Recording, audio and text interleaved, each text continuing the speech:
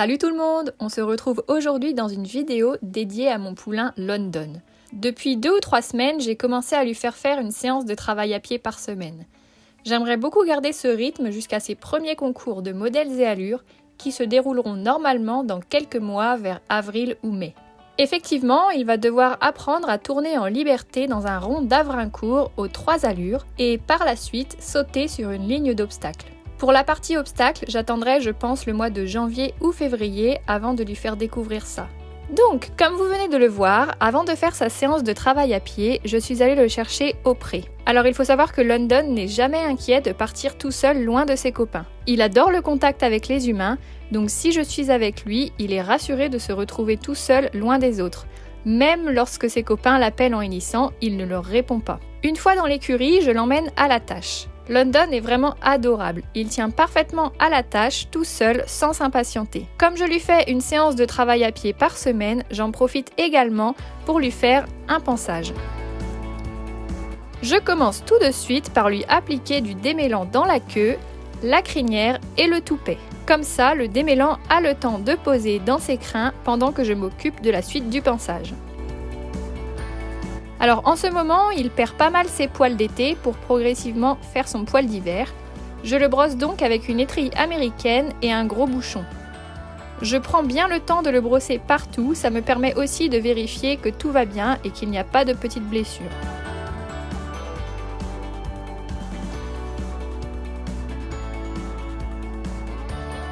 Après, je passe au curage des pieds. London maîtrise parfaitement cet exercice, même si parfois il veut reposer son pied si je suis un peu trop longue. Globalement, il est quand même assez patient et tient bien sur ses 3 pieds assez longtemps. Je passe ensuite au démêlage des crins. Je commence par son petit toupet. Ensuite, je m'occupe de sa queue, qui est capillairement assez fournie, donc je prends bien le temps de la démêler entièrement.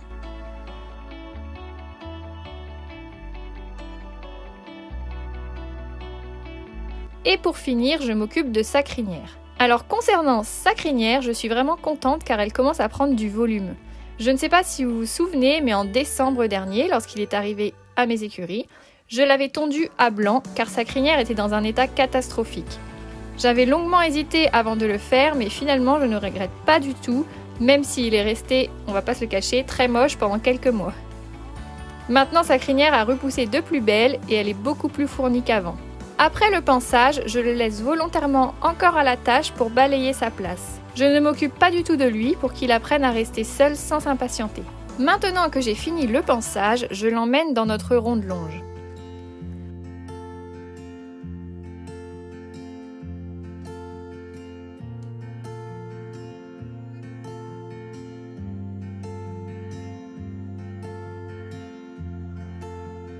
Pour débuter la séance, je commence toujours avec la longe pour faire plein de transitions pour le connecter à moi. Le but étant que la longe ne serve presque pas. Pour qu'il s'arrête ou pour qu'il fasse une transition descendante, je lui demande à la voix, je redresse mon buste et j'ajoute le code du stick devant lui. Ensuite, pour qu'il reparte au pas ou au trot, c'est pareil, j'utilise la voix et je mets mon buste vers l'avant. Je peux également rajouter la position de mon stick vers l'arrière pour l'encourager.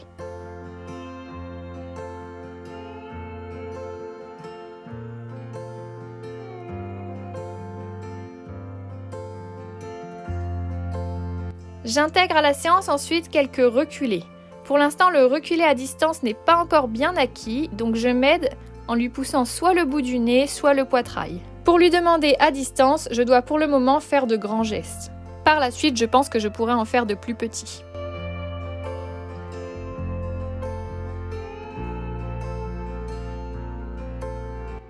Ensuite, je fais l'exercice de la session de la nuque. Le but étant de mettre une légère tension vers le bas avec la longe pour qu'il baisse la tête. La première fois que je lui avais demandé cet exercice, il avait vraiment beaucoup de mal. Il luttait contre la longe pour ne pas baisser la tête. Pour l'aider à comprendre l'exercice, j'avais dû lui mettre juste 2 doigts sur la nuque au moment où je lui demandais l'exercice. En faisant ça 2 ou 3 fois, il a vite compris et maintenant il cède juste avec 1 gramme sur la longe. Après ça, je lui demande des flexions d'encolure en lui faisant faire une flexion de chaque côté. Ça aussi, c'est un exercice qu'il réalise très bien.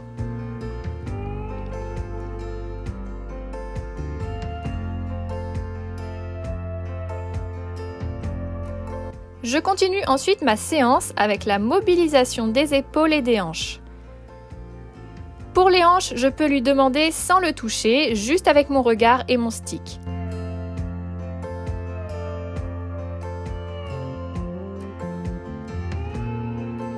Par contre, pour les épaules, il faut encore que je lui demande au toucher.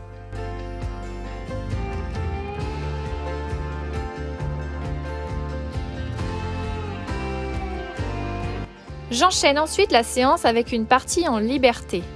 Donc d'abord, je lui demande des transitions en me suivant au pas, au trot et même de s'arrêter et de reculer.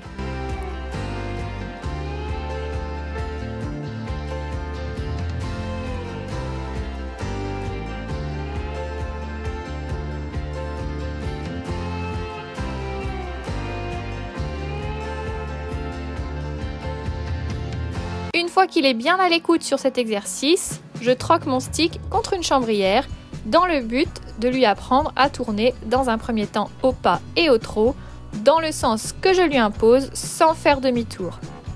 Globalement, il a très vite compris l'exercice. Parfois, il me propose même le galop. Quand c'est comme ça, je le laisse faire. Il se prend alors pour une petite fusée et cette fois-ci, il m'a même fait du rodéo. Mais il reste quand même très à l'écoute puisque lorsque je le rappelle, il revient rapidement vers moi.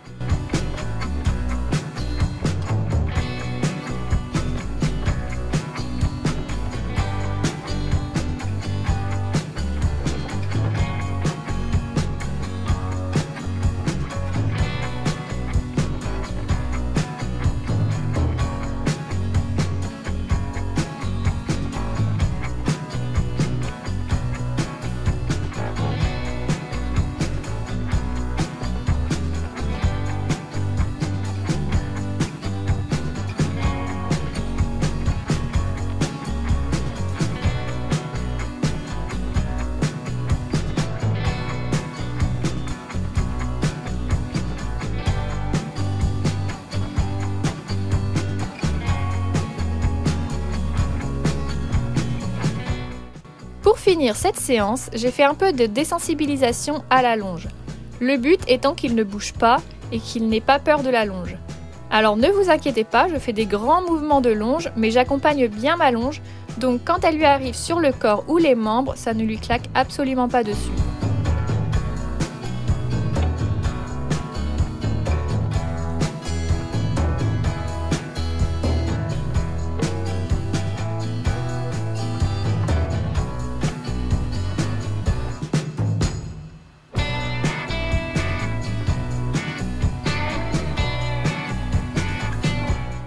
Une fois la séance terminée, je l'ai laissé quelques instants dans le rond de longe, au cas où il voudrait se rouler, mais ça n'a pas été le cas ce jour-là.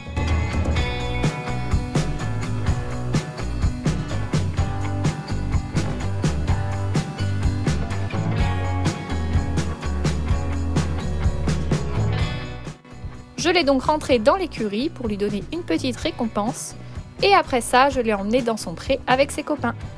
Je suis vraiment trop contente de lui, il est toujours aussi gentil et de bonne volonté pour apprendre plein de choses. Et en plus de ça, il commence à devenir de plus en plus beau. Cette semaine, il a eu 1 an et demi et je l'ai toisé. Il fait 1m30 au niveau du garrot et 1m32 au niveau des fesses. Il y a 2 mois, je l'avais toisé à 1m29, donc j'avoue que je m'attendais à ce qu'il soit beaucoup plus grand, car j'avais l'impression qu'il avait fort grandi, mais je pense que finalement, durant ces 2 mois, il a surtout pris en épaisseur. Il fait beaucoup moins claquette et il ressemble de plus en plus à un mini poney et moins à un poulain. Normalement, adulte, il devrait être taille D, donc entre 1m41 et 1m49. Son papa fait 1m44 et sa maman environ 1m45. J'ai hâte de le voir encore évoluer et grandir. Sinon, concernant cette vidéo, elle a été intégralement filmée à l'aide de mon Pivot Rider. J'en suis vraiment hyper contente, c'est l'idéal pour se filmer lorsque l'on est tout seul. Si vous voulez plus d'infos à ce sujet, n'hésitez pas à me rejoindre sur Instagram ou aller directement sur le site internet Pivot que je vous mets en barre de description. J'ai même un petit code promo qui vous permettra d'économiser 10%. Donc voilà, c'en est tout pour cette vidéo, j'espère qu'elle vous aura plu. Comme d'habitude, n'hésitez pas à liker et commenter la vidéo et à vous abonner à la chaîne. Sur ce, je vous fais à tous de gros bisous et je vous dis à bientôt dans une prochaine vidéo.